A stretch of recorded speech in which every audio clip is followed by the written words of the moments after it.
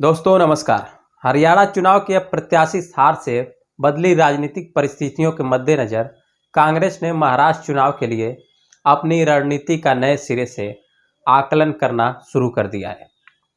जी हां, कांग्रेस के शीर्ष नेतृत्व ने महाराष्ट्र की चुनावी तैयारियों की सोमवार को हुई समीक्षा बैठक में दूध का जला छाछ भी फूंक कर पीने के मुहावरे के अनुरूप सूबे के नेताओं को हरियाणा की गलती नहीं दोहराने की साफ चेतावनी देते हुए जाति सामाजिक समीकरणों का आकलन कर गहराइयों से जमीन पर काम करने का निर्देश दिया है।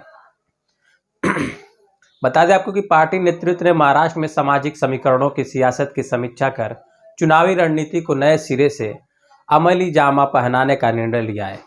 महाराष्ट्र और झारखंड में होने वाले चुनाव में विपक्षी INDA गठबंधन के भविष्य की राजनीति की डगर का बड़ा दार कांग्रेस पर है और इस दबाव को भांपते हुए ही पार्टी नेतृत्व हरियाणा के परिणामों के बाद काफ़ी सक्रिय दिख रही है।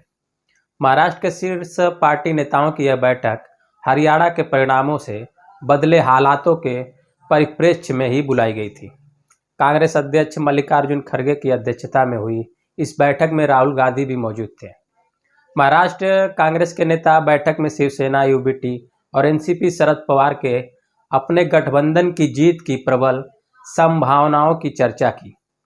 सूत्रों के अनुसार इस पर राहुल गांधी ने इन नेताओं को अति आत्मविश्वास से बचने की चेतावनी देते हुए हरियाणा में इसकी वजह से हाथ आई जीत के फिसल जाने की बात कही है।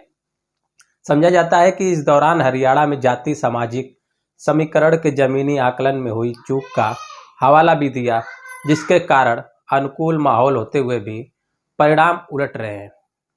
इस लिहाज से महाराष्ट्र में भी कई स्तरों पर चल रही जाति सियासत के दाव पेच का सही तरीके से आकलन कर उन वर्गों के बीच भी पैठ बनाने की नसीहत हाईकमान ने दी, जहां भाजपा की अगुवाई वाले महायुति का प्रभाव माना जाता है। यह भी कहा गया कि गठबंधन में करीब 90% सीटों के बंटवारे पर सहमति बन चुकी है, मगर सामाजिक समीकरणों को सुधारने और नई राजनीतिक वास्तविकता के हिसाब से आपस में कुछ सीटों की अदला बदली के लिए भी तैयार होना होगा। विशेषकर सूबे के OBC वर्ग और मराठों के बीच आरक्षण को लेकर चल रहे गहरे विवाद में कांग्रेस, शिवसेना, UBT और NCP शरद पवार को संयुक्त रणनीति अपनाए रखनी पड़ेगी। समझा जाता है कि इस लिहाज से महाराष्ट्र चुनाव में आरक्षण और जाति जनगणना के मुद्दे को कितना और किस स्वरूप में उठाया जाना चाहिए, इस पर भी चर्चा हुई। सूत्र ने बताया कि बैठक में हरियाणा के नतीजों के बाद सहयोगी दलों के बदले तेवरों के संदर्भ में भी बातचीत हुई और नेतृत्व में ने महाराष्ट्र के अपने नेताओं से संयम बरतने का निर्देश देते हुए कहा कि सीट बंटवारे से लेकर किसी तरह के वाद विवाद के मसले को केंद्रीय नेतृत्व हल करेगा। पार्टी ने चुनाव से पहले उद्धव ठाकरे के मुख्यमंत्री का चेहरा घोषित करने के दबाव में नहीं आने का भी साफ संदेश दिया।